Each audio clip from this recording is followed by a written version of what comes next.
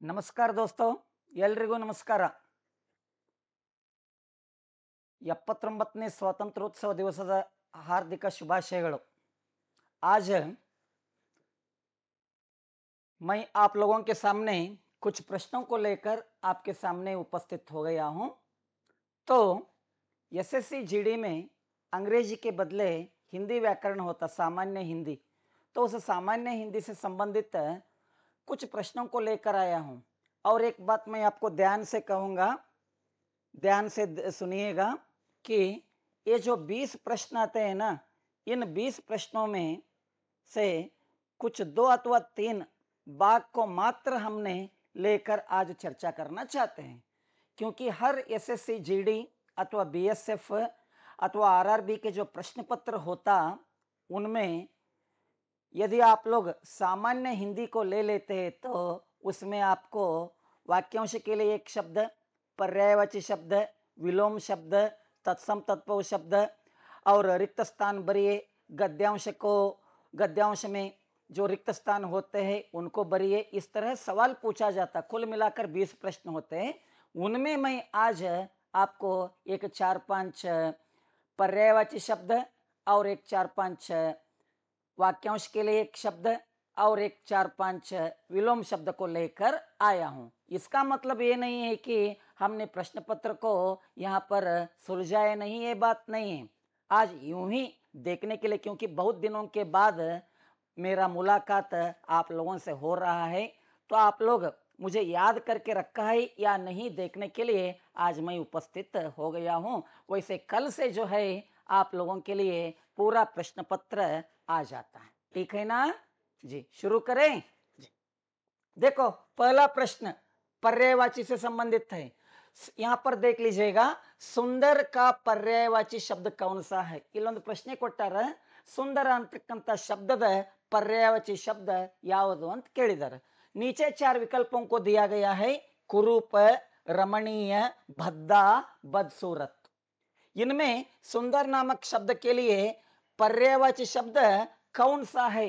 ಈ ನಾಲ್ಕರಲ್ಲಿ ಸುಂದರ ಅಂತಕ್ಕಂಥ ಶಬ್ದಕ್ಕೆ ಸಮಾನಾರ್ಥಕವಾದಂತ ಅಥವಾ ಪರ್ಯಾಯವಾಚಿ ಶಬ್ದ ಯಾವುದು ಅನ್ನೋದನ್ನು ಕೇಳಿದ್ದಾರೆ. ಸೊ इसमें सही उत्तर होता रमणीय.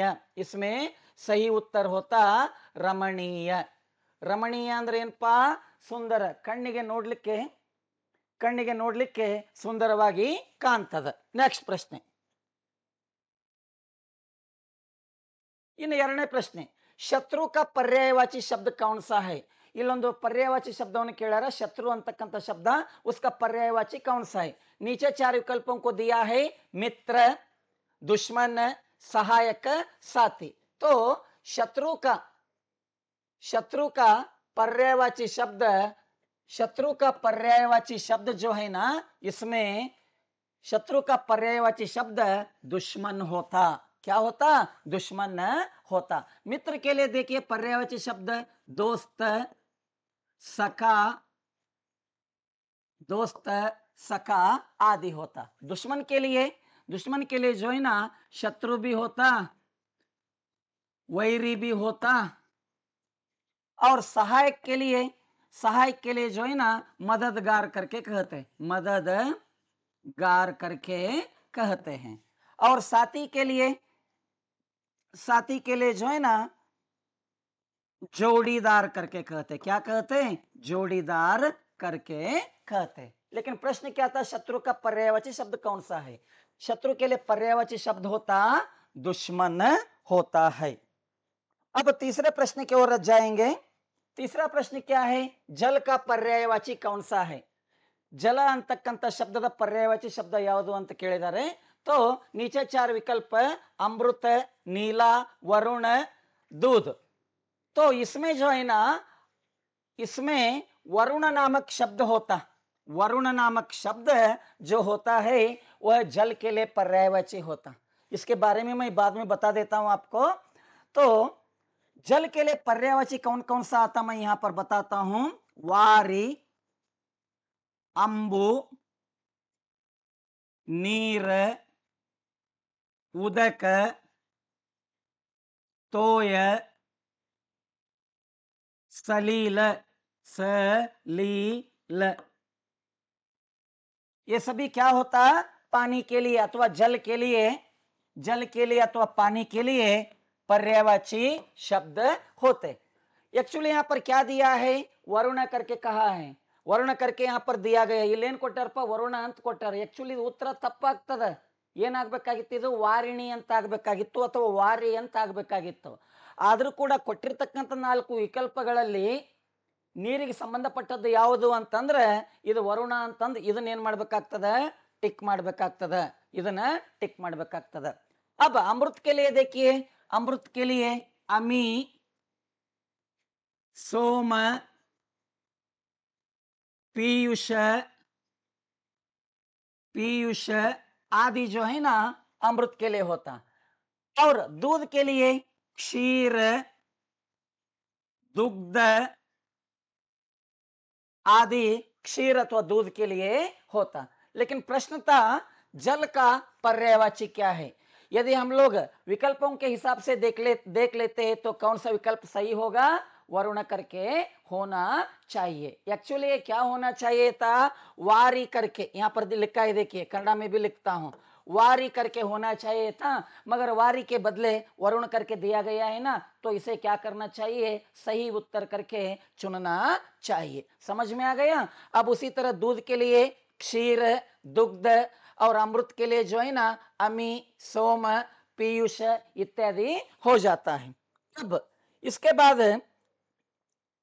अगले प्रश्न, पृथ्वी का पर्यायवाची क्या है? पृथ्वी नामक शब्द का समानार्थक अथवा पर्यायवाची शब्द कौन सा है? पृथ्वी इरतಕ್ಕಂತ समानार्थक शब्द ಯಾವುದು ಅಂತ ಕೇಳಿದ್ದಾರೆ। ऑप्शन दिया गया है भूमि, गगन, सागर, चांद।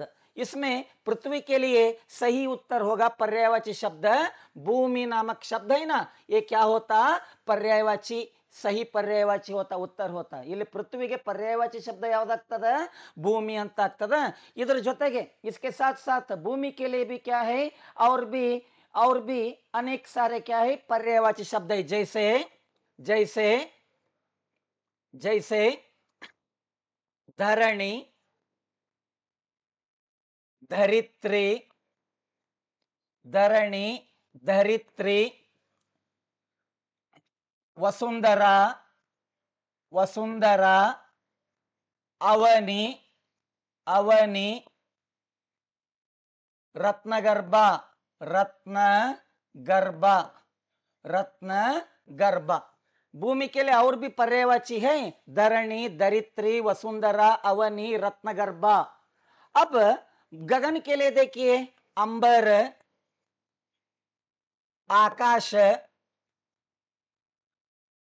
आकाश, आसमान, आसमान, व्योम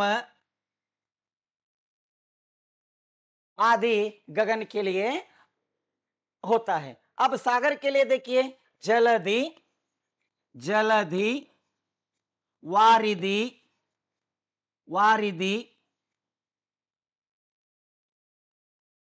जलधि, वारिधि, रत्नाकर,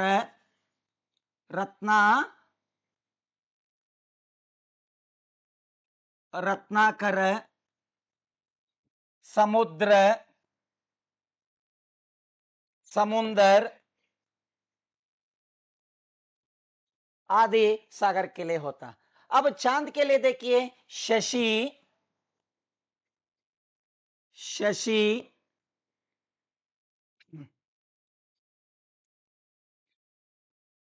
मयंक,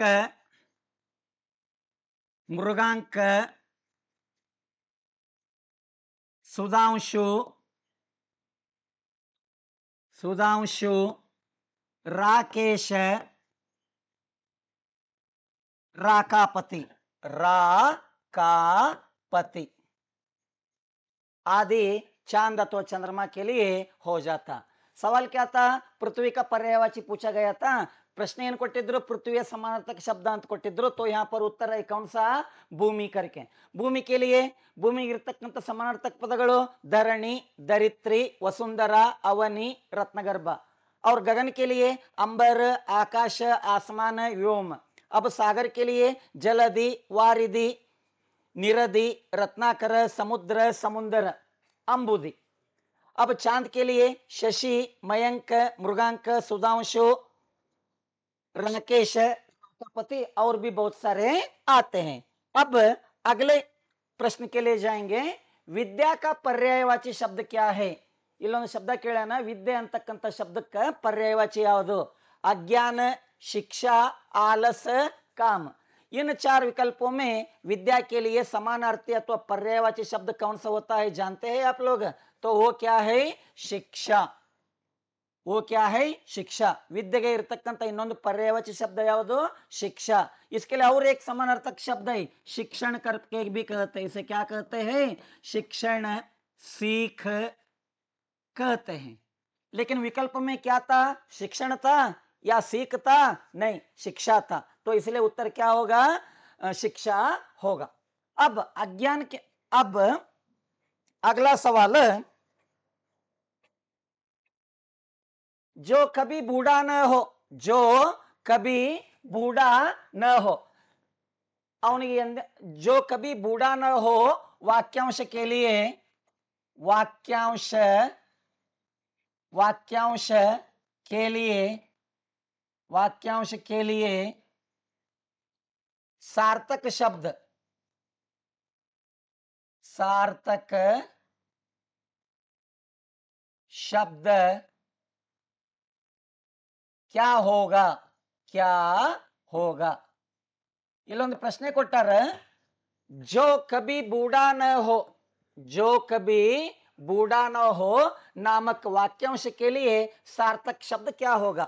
नीचे चार विकल्पों को दिया है, नीचे चार सार्थक शब्दों को दिया है। कौन कौन सा? अमर, अजर, चिरंजीवी, अनश्वर। ಈ ನಾಲ್ಕರಲ್ಲಿ जो कभी बूढ़ा न हो, ಅವನಿಗೆ ಮುಪ್ಪು ಅನ್ನೋದೇ ಇಲ್ಲ, ಅವನಿಗೆ ವೃದ್ಧಾಪ್ಯ ಅನ್ನೋದು ಬರುವುದೇ ಇಲ್ಲ ಅಂತ ವ್ಯಕ್ತಿಗೆ ಏನಂತ ಕರೀತಾರೋ ಅಂತ ಇಲ್ಲಿ ಪ್ರಶ್ನೆ ಕೇಳಿದಾರೆ। इसके लिए सही उत्तर क्या होता? अजर होता। क्या होता? अजर करके होता है, अजर करके होता है। अब अमर का मतलब क्या होता? वो नहीं, जो कभी नहीं मरता उसे क्या कहते हैं? अमर करके कहते हैं। और चिरंजीवी का मतलब वो निरंतर क्या रहता? जीवित रहता, वो मरता नहीं, उसे क्या कहते? चिरंजीवी करके कहते। अब अनश्वर मतलब नाश नहीं होता, वो नाश नहीं होता, अक्सर क्या रहता? स्थिर होता है, अटल रहता है, कभी भी वो नहीं टालता है।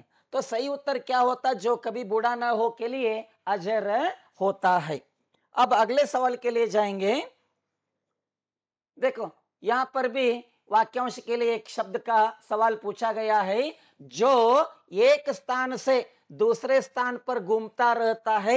वाक्यांश के लिए, वाक्यांश के लिए, वाक्यांश के लिए, वाक्यांश के लिए एक सार्थक शब्द दीजिए। सार्थक, एक सार्थक शब्द, शब्द दीजिए। एक सार्थक शब्द दीजिए। शब्द कौन सा है? जो एक स्थान से दूसरे स्थान पर घूमता रहता हो। ಅಂದ್ರೇನು? ಒಂದು ಸ್ಥಾನದಿಂದ ಅಥವಾ ಒಂದು ಸ್ಥಳದಿಂದ ಅಥವಾ ಒಂದು ಪ್ರದೇಶದಿಂದ ಇನ್ನೊಂದು ಪ್ರದೇಶಕ್ಕೆ ನಿರಂತರವಾಗಿ ಅಲೆದಾಡ್ತಾ ಇರ್ತಾನಲ್ಲ, ಅಂತ ವ್ಯಕ್ತಿಗೆ ಕೇವಲ ಒಂದೇ ಒಂದು ಶಬ್ದದಲ್ಲಿ ಏನೆಂದು ಕರೆಯುತ್ತಾರೆ ಅಂತ ಕೇಳ್ಯಾರ। ನಾಲ್ಕು उत्तरವನ್ನು ಕೊಟ್ಟಾರ। पहला ऑप्शन स्थिर नहीं होता, दूसरा ऑप्शन भ्रमणशील, तीसरा ऑप्शन आलसी, चौथा ऑप्शन निवासी। ये तीनों नहीं होता। तो सही उत्तर क्या होता? भ्रमणशील होता। जो व्यक्ति एक स्थान से दूसरे स्थान पर घूमता रहता है, ಒಬ್ಬ ವ್ಯಕ್ತಿ ಒಂದು ಸ್ಥಳದಿಂದ ಇನ್ನೊಂದು ಸ್ಥಳಕ್ಕೆ ನಿರಂತರವಾಗಿ ಅಲೆದಾಡ್ತಾ ಇರ್ತಾನ ಅಥವಾ ಚಲಿಸ್ತಾ ಇರ್ತಾನ ಅಂತಂದ್ರೆ ಅವನಿಗೆ ಏನಂತ ಕರೀತಾರೋ? ಭ್ರಮಣಶೀಲ ಅಂತ ಕರೀತಾರೆ। ಏನಂತಾರೋ? ಭ್ರಮಣಶೀಲ। भ्रमण का मतलब होता घूमना, ಅಡ್ಡಾಡೋದು। ಯಾವ ವ್ಯಕ್ತಿ ನಿರಂತರವಾಗಿ ಅಲೆದಾಡ್ತಾ ಇರ್ತಾನ ಆ ವ್ಯಕ್ತಿ ಏನಾಗ್ತಾನ? ಆತನ ಕೌಶಲ್ಯಗಳು ಬೆಳಿತಾವು, ಆತನಲ್ಲಿ ಪ್ರಾಯೋಗಿಕ ಜ್ಞಾನಗಳು ಬರ್ತಾವ। ಇನ್ನು ಆಲಸಿ ಇದ್ದವ ಮನಿ ಒಳಗೆ ಇರ್ತಾನ, ಇನ್ನು ನಿವಾಸಿ ಅವನು ಕೂಡ ಮನಿ ಒಳಗೆ ಇರ್ತಾನೆ। ಇನ್ನು ಸ್ಥಿರ ಅಂದ್ರೇನು? ಒಂದೇ ಜಾಗದಲ್ಲಿ ಪರ್ಮನೆಂಟ್ ಆಗಿ ಇರ್ತಾರ। ಅದಕ್ಕೆ ಬಸವಣ್ಣ ಒಂದ್ ಕಡೆ ಹೇಳ್ತಾನ, ಸ್ಥಾವರ ಕಳಿ ಉಂಟು, ಜಂಗಮ ಕಳಿ ಅಳಿ ಉಂಟು, ಜಂಗ ಮಕ್ಕಳಿಗೆ ಇಲ್ಲ ಅಂತ ಹೇಳ್ತಾನೆ. ಇಲ್ಲಿ ಜಂಗ ಮಕ್ಕಳು ಅಂದ್ರೆ ಯಾರು? ಮೂವೇಬಲ್, ಭ್ರಮಣರು, ಭ್ರಮಣಶೀಲರು. ಇನ್ನ ಮುಂದಿನ ಪ್ರಶ್ನೆ ಹೋಗೋಣ. जो सब जगह फैला हो, वाक्यांश के लिए, वाक्यांश के लिए, के लिए, वाक्यांश के लिए एक शब्द, एक शब्द क्या है, क्या है? ಇಲ್ಲಿ 4 विकल्प ಕೊಟ್ಟಾರ. यहाँ पर 4 विकल्प दिया गया है. इन 4 विकल्पों में से जो सब जगह फैला हो, ಆತ ಎಲ್ಲೆಡೆಗೂ ಏನಾಗಿದ್ದಾನ? ವ್ಯಾಪಿಸಿಕೊಂಡಾನ ಅಂತಕ್ಕಂಥ ವಾಕ್ಯಾಂಶಕ್ಕೆ ಒಂದು ಸರಿಯಾದಂಥ ಶಬ್ದ ಕೊಡ್ರಿ ಅಂತ ಕೊಟ್ಟಾನು. ಎ ವ್ಯಾಪಕ, बी संकुचित, सी लघु, डी सीमित. इसके लिए सही उत्तर होता व्यापक. ವ್ಯಾಪಕ ಅಂದ್ರೇನು? ಎಲ್ಲೆಡೆನೂ ಕೂಡ ಆತ ಏನಾಗಿದ್ದಾನ? ಹರಡಿಕೊಂಡಿದ್ದಾನೆ. ಗೋಡೆಯಲ್ಲಿ ಅದಾನ, ಟೇಬಲ್ನಲ್ಲಿ ಅದಾನ, ಪ್ರತಿಯೊಂದರಲ್ಲಿನೂ ಕೂಡ ಅದಾನ. ಪ್ರತ್ಯೇಕ ಘಟಕ್ಕೆ ವಾಸಿ, ಪ್ರತಿಯೊಂದು ಕಣ ಕಣದಲ್ಲಿ ಆತ ಇರ್ತಾನ. ಅಂಥವನಿಗೆ ಏನಂತ ಕರೀತಾರೋ? ವ್ಯಾಪಕ್ ಅಂತೇಳಿ ಇಲ್ಲಿ ಕರೀತಾರೆ. ಇನ್ನು ಸಂಕುಚಿತ ಅಂದ್ರೆ ಏನಪ್ಪಾ? ಉತ್ತರ ಇದಲ್ಲ. ಸಂಕುಚಿತ ಅಂದ್ರೆ ಏನಪ್ಪಾ ಅಂದ್ರೆ ಸಂಕುಚಿತವಾಗಿರ್ತದ, ಹಿಂಗ ರಿಜಿಡ್ ಆಗಿರ್ತದ, ಒಂದೇ ಗೂಡಿನಲ್ಲಿ ಇರ್ತಾನ. ಇನ್ನು ಲಘು ಅಂದ್ರೇನು? ಬಾಳ ಜಲ್ದಿ, ಹಗುರವಾಗಿ ಅಂದಂಗ. ಇನ್ನು ಸೀಮಿತ ಅಂದ್ರೇನು? ಕೇವಲ ಒಂದೇ ಒಂದು ಕ್ಷೇತ್ರಕ್ಕೆ ಆತ ಏನಾಗಿರ್ತಾನ? ಸೀಮಿತನಾಗಿರ್ತಾನ.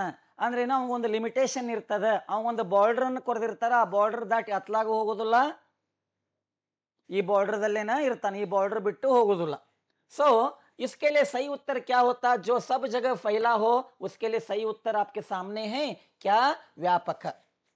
अब अगले सवाल के लिए, जो सब कुछ जानता हो, वाक्यांश के लिए, वाक्यांश के लिए, वाक्यांश के लिए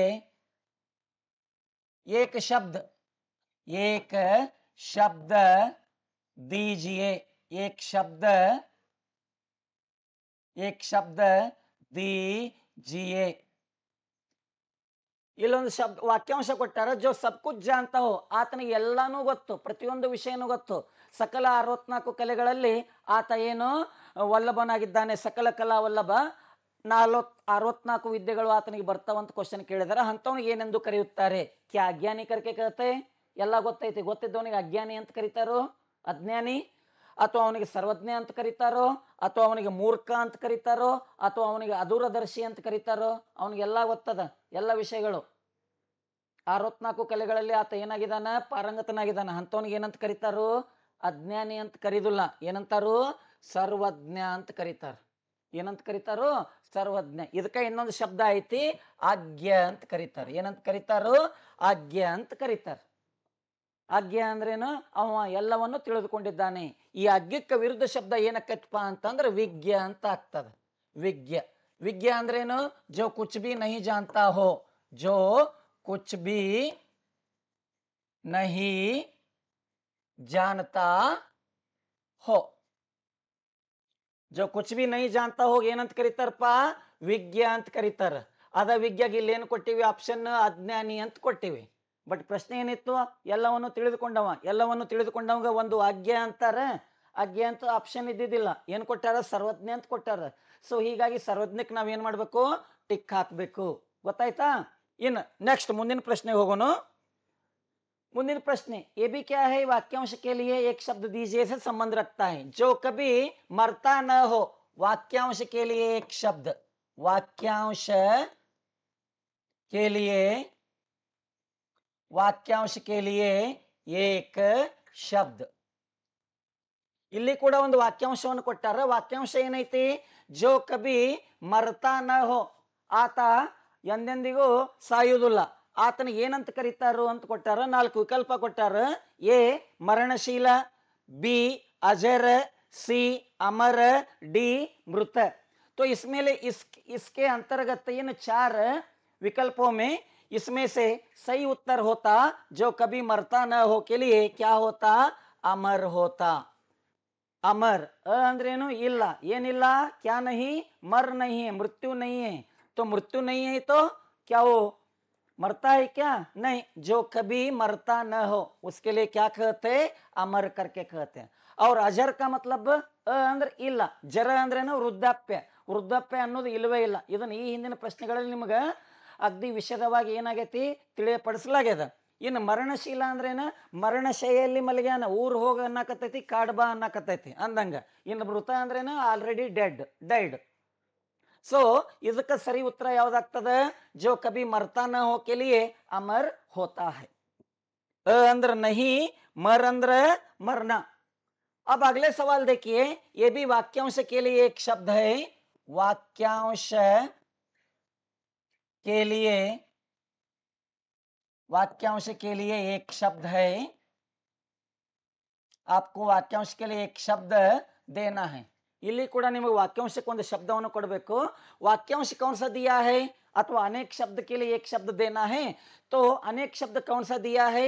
जो दूसरों के दुख में दुखी हो. जो दूसरों के दुख में दुखी हो ಅಂದ್ರೆ ಇನ್ನೊಬ್ಬರ ದುಃಖದಲ್ಲಿ ಆತ ಏನಾಗ್ತಾನ? ಪಾಲ್ಗೊಳ್ತಾನ. ಅವ್ರ ದುಃಖವೇ ನನ್ನ ದುಃಖ, ಅವ್ರ ಸಮಸ್ಯೆ ನನ್ನ ಸಮಸ್ಯೆ, ಅವ್ರ ನೋವೇ ನನ್ನ ನೋವೇ ಅಂತ ಕರೀತಾರೋ ಅಂಥವ್ರಿಗೆ ಏನೆಂದು ಕರೆಯುತ್ತಾರೆ ಅಂತ ಪ್ರಶ್ನೆ ಅದ. 4 ऑप्शन ಕೊಟ್ಟಾರೆ, 4 विकल्प दिया है. ए सहृदय, बी निर्दयी, सी कठोर, डी क्रूर. इन चारों में दूसरों के दुख में भाग लेने वाला अथवा जो दूसरों के दुख में दुखी होने वाला व्यक्ति को क्या कहते हैं? सहृदयी करके कहते. क्या कहते? सहृदयी करके कहते. अब निर्दयी का मतलब क्या है? निर्दयी का मतलब जिसमें दया न हो, जिसमें दया अथवा करुणा न हो. ಆತನಲ್ಲಿ ಕರುಣೆ ಅಥವಾ ದಯೆ ಇಲ್ಲವೇ ಇಲ್ಲ. बसवಣ್ಣ ಹೇಳಾನ ದಯವೇ ಧರ್ಮದ ಮೂಲ ಅಂತಂದ, लेकिन इनके पास क्या है? दया नहीं है. अब कठोर का मतलब बहुत ही वो क्या है? कठिन है. कठोर का मतलब होता कठिन, पत्थर के समान कठिन होता. आतನ हृदय ಹೆಂಗೈತಿ? उसका दिल पाषाण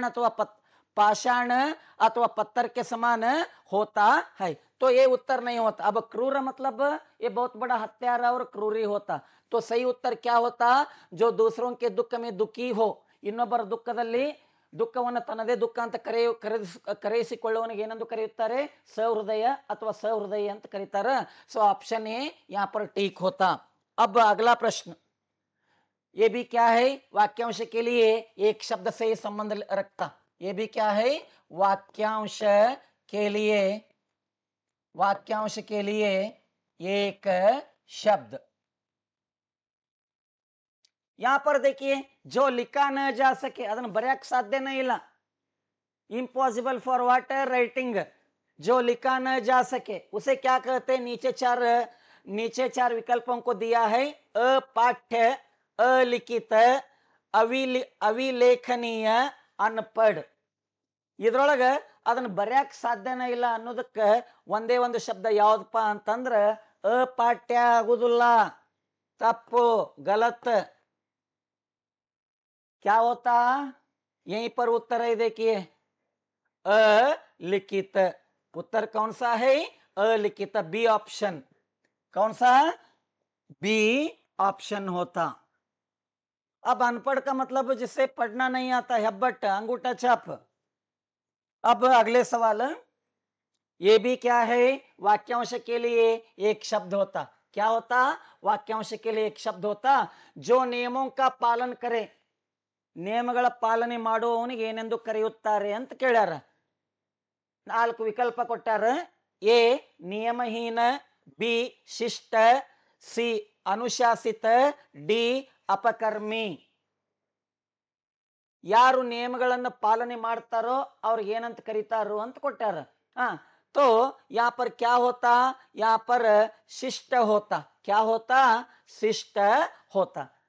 लेकिन कुछ लोगों को मन में एक सवाल उठता, अनुशासित होता है करके कहते हैं, लेकिन अनुशासित का मतलब होता डिसिप्लिन्ड. अनुशासित का मतलब क्या है? डिसिप्लिन्ड. जो अनुशासन का पालन करता है ना, उसे क्या कहते हैं? अनुशासित कहते हैं. लेकिन यहाँ पर जो नियमों का पालन करते हैं ना, उन्हें क्या कहते हैं? उसे क्या कहते हैं? शिष्ट करके कहते हैं. यहाँ पर इस 13वां सवाल के लिए सही उत्तर होता शिष्ट. समझ में आ गया ना? ಶಿಷ್ಟ ಅಂದ್ರೆ ಒಟ್ಟ ಏನು ಮಾಡೋದಿಲ್ಲ, ರೂಲ್ಸ್ಗಳನ್ನು ಉಲ್ಲಂಘನೆ ಮಾಡೋದಿಲ್ಲ, ನಿಯಮಗಳನ್ನು ಏನು ಮಾಡೋದಿಲ್ಲ, ಉಲ್ಲಂಘನೆ ಮಾಡೋದಿಲ್ಲ. ರೂಲ್ಸ್ಗಳನ್ನು ಬ್ರೇಕ್ ಮಾಡೋದಿಲ್ಲ. ಏನ್ ರೂಲ್ಸ್ ಅದಾವೋ ಆ ರೂಲುಗಳ ನಿಯಮಗಳ ಆತ ಏನ್ ಮಾಡ್ತಾನ, ಪಾಲನೆಯನ್ನು ಮಾಡ್ತಾನ. नेक्स्ट, ಇದು ಕೂಡ वाक्यांश के लिए एक शब्द से संबंध रखता है, जिसे जीता न जा सके, जिसे जीता न जा सके। वाक्यांश के लिए, वाक्यांश, वाक्यांश के लिए, वाक्यांश के लिए एक शब्द, एक शब्द, कौन सा शब्द दिया है वाक्यांश के लिए? जिसे जीता न जा सके, ಯಾವುದನ್ನ ಜಯಿಸಲು ಸಾಧ್ಯವಿಲ್ಲ, ಅಭೇದ್ಯ ಐತಿ, ಗೆಲ್ಲಕ್ಕಾಗುದ ಇಲ್ಲ. ಎಷ್ಟೋ ತಿಪ್ಪರ್ಲಾಗ ಹಾಕ್ರಿ, ಹಾಕಿದ್ರು ಕೂಡ ಏನಾಗೋದಿಲ್ಲ, ಅದನ್ನ ಗೆಲ್ಲಾಕ ಅಥವಾ ಆ ಕೋಟೆಯನ್ನ ಭೇದಿಸಲು ಸಾಧ್ಯವಾಗುವುದಿಲ್ಲ. ಚಿತ್ರದುರ್ಗದ ಕಲ್ಲಿನ ಕೋಟೆ ಇದ್ದಂಗ. तो उसके लिए एक शब्द क्या देना है, यहां पर दिया गया है, देखिए, अजीत, विजयी, पराजित, हारने वाला। इनमें सही उत्तर क्या होता? हारने वाला अंद्रेन सोलाक ಹೊಂಟಾನ, ಸೋಲ್ತಾ ಇದ್ದಾನೆ ಅಂದಂಗ, तो उत्तर गलत होता। पराजित का मतलब होता हार, ಹಾರ್ ಅಂದ್ರೇನು ಸೋಲು, ಇದು ಕೂಡ ಉತ್ತರ ಆಗುವುದಿಲ್ಲ। ವಿಜಯ್ ಅಂದ್ರೇನು ಗೆಲುವು, ಗೆಲುವನ್ನ ಪಡೆದವನು, ಗೆಲುವನ್ನ ಪಡೆದವನು ಅಂತ ಆಗ್ತದೆ, ಇದು ಕೂಡ ಉತ್ತರ ಸರಿಯಾಗುವುದಿಲ್ಲ। तो सही उत्तर क्या है? अजीत, अजीत अथवा अजेय, अजेय। तो इसके हिसाब से क्या होता, अजीत नामक शब्द है ना, अजीत, ये शब्द जो है ना सही उत्तर होता, जिसे जीता न जा सके, ಅದನ್ನು ಗೆಲ್ಲಲು ಸಾಧ್ಯವೇ ಇಲ್ಲ, 7 ಸುತ್ತಿನ ಕೋಟೆ ಅಂದಂಗ। तो सही उत्तर क्या होता? अजीत। अ अंद्रेनु नहीं, ಇಲ್ಲ, क्या नहीं? जीत नहीं है, जीत नहीं है, फतेह नहीं है। फतेह ಅಂದ್ರೇನಪ್ಪ, ಅದು ಕೂಡ ಗೆಲುವು, ಜಯ ಅಂದಂಗ। ಇಲ್ಲೇನಿಲ್ಲ, फतेह नहीं है, जीत नहीं है। समझ में आ गए ना जी। नेक्स्ट, 15वां प्रश्न, ये भी क्या है? वाक्यांश के लिए एक शब्द, वाक्यांश, वाक्यांश के लिए, वाक्यांश के लिए एक शब्द देना है आपको। किसे एक शब्द देना है आपको? जो सुनने योग्य हो ಅಂತಕ್ಕಂಥ ಶಬ್ದಕ್ಕೆ ಒಂದೇ ಒಂದು ಚಿಕ್ಕದಾದ ಸ್ಫುಟವಾದ ಶಬ್ದವನ್ನು ಕೊಡಬೇಕು। ಏನು? ಜೋ ಸುನನೆ ಯೋಗ್ಯ ಹೋ, ಕೇಳಾಕ ಬಾಳ ಏನೈತಿ, ಯೋಗ್ಯ ಐತಿ, ಅಯೋಗ್ಯ ಇಲ್ಲ, ಕೆಟ್ಟದ್ದು ಇಲ್ಲ ಅಂದಂಗ। ಎ ಶ್ರವಣೀಯ, ಬಿ ಅವಿಶ್ವಸನೀಯ, ಸಿ ಅಪಠನೀಯ, ಡಿ ಅನ್ಸುನ। ಈ 4ರಾಗ ಕೇಳಾಕ ಯೋಗ್ಯ ಐತಿ, ಜೋ ಸುನನೆ ಯೋಗ್ಯ ಹೋ ಅಂತಕ್ಕಂಥ ಶಬ್ದಕ್ಕೆ ಒಂದೇ ಒಂದು ಶಬ್ದ ಯಾವ್ದಪ್ಪ ಅಂತಂದ್ರೆ ಶ್ರವಣೀಯ। ಯಾವುದು? ಶ್ರವಣೀಯ। ಶ್ರವಣಕರ್ಣ ಅಂದ್ರೇನು? ಸುನನ। ಶ್ರವಣಕರ್ಣ ಅಂದ್ರೇನು? ಆಲಿಸುವುದು। ಆಲಿಸುವುದು ಅಂದ್ರೇನು? ಹೇರಿಂಗ್। हेयरिंग अंद्रेन सुनना। ये सुनने के लिए क्या है? बिल्कुल योग्य है, बढ़िया सा है, तो इसलिए उसे क्या कहते हैं? श्रवणीय करके कहते हैं। बाकी सभी क्या है? गलत उत्तर होता। अविश्वसनीय यानी उसके ऊपर भरोसा नहीं कर सकते, वो विश्वास के लिए योग्य नहीं है, ವಿಶ್ವಾಸ के लिए ಯೋಗ್ಯ नहीं है, ಅದು ವಿಶ್ವಾಸಕ್ಕೆ ಒಳ್ಳೆಯದಲ್ಲ, ಸರಿಯಾಗಿದ್ದಲ್ಲ ಅಂದಂಗ। ಅಪಠನೀಯ ಅಂದ್ರೇನು? ಜೋ ಪढ़ने के लिए ಯೋಗ್ಯ नहीं है, ಓದಾಕೇನಿಲ್ಲ, ಅದು ಸರಿಯಾಗಿಲ್ಲ ಅಂದಂಗ। ಅನ್ ಸುನ ಅಂದ್ರೇನು? ಅನ್ ಅಂದ್ರೇನು? ನಹಿ, ಸುನ ಅಂದ್ರೆ ಕೇಳುದು, ನಾವು ಆ ಮಾತನ್ನ ಕೇಳೇ ಇಲ್ಲ ಅಂದಂಗ। तो सही उत्तर क्या होता? श्रवणीय होता है। अब इसके बाद देखिए विरुद्ध पद, अंधकार शब्द का विलोम शब्द क्या होता है? अंधकार ಅಂತಕ್ಕಂಥ ಶಬ್ದದ ವಿರುದ್ಧಾರ್ಥಕ ಶಬ್ದ ಯಾವುದು? विरुद्धार्थक अंद्रेना विलोम अंदंग। नीचे 4 विकल्प दिया गया है, उजाला, काला, छाया, रात। इसमें अंधकार के लिए सही उत्तर होता क्या? उजाला भी होता। यहाँ पर उजाला दिया है, उजाला को क्या करो? टिक करो। यदि उजाला के बदले प्रकाश रहता है तो प्रकाश को भी आप लोग क्या कर सकते हैं? टिक कर सकते हैं, सही उत्तर होता प्रकाश भी। लेकिन विकल्प में क्या दिया था? विकल्प में क्या दिया है? उजाला दिया है ना, तो इसलिए उजाला को टिक करना पड़ता। अब काला, काला का अपोजिट वर्ड क्या होता? श्वेत होता। श्वेत अथवा गोरा भी होता। गोरा, गोरा माने गौरवर्ण। गौरवर्ण मतलब बिಳಿ बಣ್ಣ अंदंग, सफेद अंदंग। अब छाया का अपोजिट वर्ड प्रतिछाया। प्रतिछाया, छाया का अपोजिट वर्ड क्या होता? प्रतिछाया होता। और रात का विलोम शब्द क्या होता? रात का दिन होता। रात का विलोम शब्द क्या होता? दिन होता है। अब इसके बाद सेम विलोम शब्द प्राचीन नामक शब्द के लिए विरुद्ध पद क्या है? प्राचीन ಅಂತಕ್ಕಂಥ ಶಬ್ದಕ್ಕೆ ವಿರುದ್ಧ ಪದವನ್ನ ಕಂಡುಹಿಡಿಯಬೇಕು। नीचे 4 विकल्प दिया गया है, नवीन, पुराना, आदिम, ऐतिहासिक। इनमें सही उत्तर क्या होता? ऐतिहासिक होता, हिस्टोरिकल नो, गलत होता। आदिम, आदिम अंद्रेನು? ಪ್ರಾರಂಭದಿಂದಲೂ ಅಂದ್ರೆ ಅತ್ಯಂತ ಪುರಾತನ, ಅತ್ಯಂತ ಪ್ರಾಚೀನ ಅಂದಂಗ। ಎ ಬಿ ಕೂಡ, ಎ ಬಿ क्या होता? गलत होता। ಇದು ಕೂಡ ಏನಾಗ್ತದ? ತಪ್ಪಾಗ್ತದ। ಇನ್ನು ಪುರಾಣ, ಪುರಾಣ ಅಂದ್ರೇನು? ಹಳೇದ್ ಅಂದಂಗ। ये भी गलत होता। सही उत्तर प्राचीन के लिए विलोम शब्द क्या होता? नवीन होता। इस नवीन के लिए क्या कहते? प्राचीन के लिए और एक शब्द अर्वाचीन भी कहते। अर्वाचीन भी कहते, नया भी कहते। लेकिन यहां पर क्या दिया है? नवीन दिया है, तो नवीन क्या होता? सही उत्तर होता है। समझ में आ गया? ತಿಳಿತು? ಪ್ರಾಚೀನಕ್ಕಿಲ್ಲೇ ಅರ್ವಾಚೀನ್ ಅಂತ ಕೊಡ್ಬೇಕಾಗಿತ್ತು, ಬಟ್ ವಿಕಲ್ಪದಾಗ ಏನ್ ಬಂದದ? ನವೀನ ಅಂತ ಬಂದದ। ನವೀನ್ ಅಂದ್ರೂ ಒಂದ, ಅರ್ವಾಚೀನ ಅಂದ್ರೂ ಒಂದ, ಎರಡದ್ರದ್ದು ಅರ್ಥ ಏನಾಗ್ತದ? ಹೊಸತು, ನೂತನ, ನಯ, ನ್ಯೂ ಅಂತ ಆಗ್ತದ। ಇಲ್ಲಿ ಹೆಂಗ ವಿಕಲ್ಪಗಳು ಕೊಡ್ತಾರಲ್ಲ ಅದ್ರ ತಕ್ಕಂಗ ಏನ್ ಮಾಡ್ರಿ ನೀವು ಪ್ರಶ್ನೆಗಳಿಗೆ ಉತ್ತರ ಕೊಡ್ರಿ।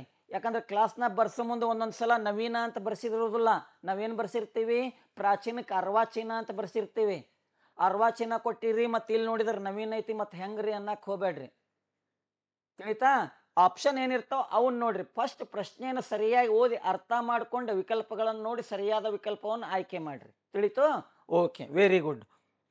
ಇನ್ನು ಮುಂದಿನ ಪ್ರಶ್ನೆ ಅದು ಕೂಡ ವಿರುದ್ಧ ಶಬ್ದಕ್ಕೆ ಸಂಬಂಧಪಟ್ಟದ।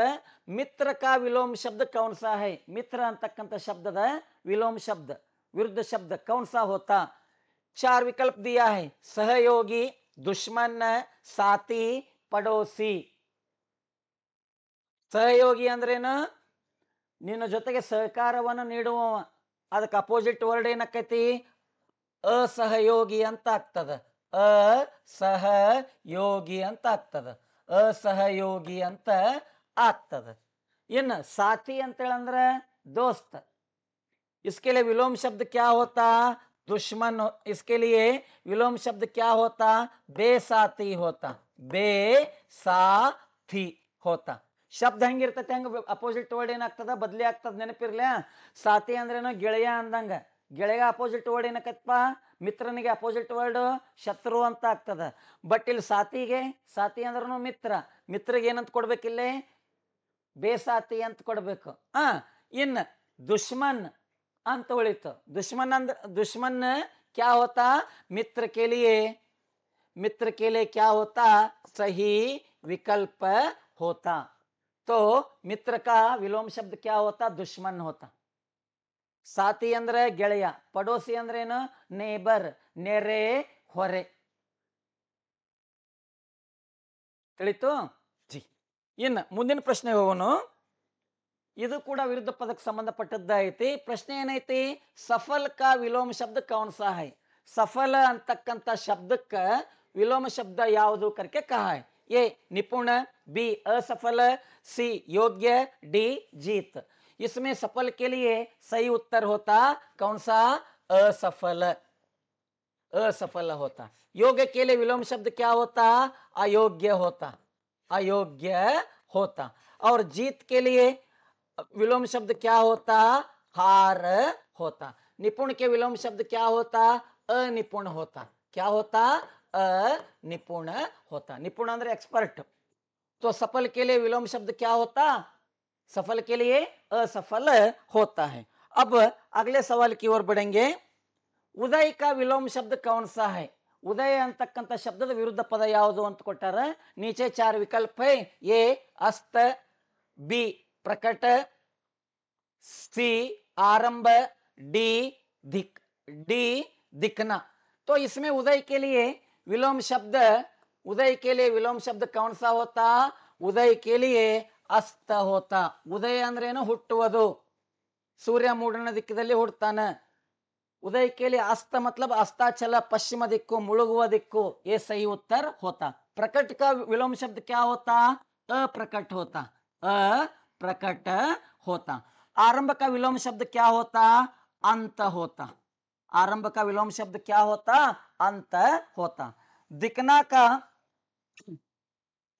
का विलोम शब्द होता अन्न दिखना. अन्न दिखना होता है. अन्न दिखना होता. मगर सवाल क्या था? उदय का विरुद्ध पद क्या है? उदय का विरुद्ध पद होता अस्त. अस्त अंद्रेನು ಮುಳುಗುವುದು. अब लास्ट क्वेश्चन शायद.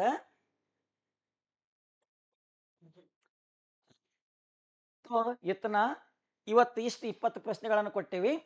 ಇವನ್ನೆಲ್ಲ ಸಾಧ್ಯವಿದ್ದಷ್ಟು ಏನು ಮಾಡ್ರಿ, ಇವನ್ನ ಪ್ರಾಕ್ಟೀಸ್ ಮಾಡ್ರಿ. ಇದನ್ನು ಹಗಲೆಲ್ಲ ಕೇಳ್ಕೊತಾ ಇರ್ರಿ.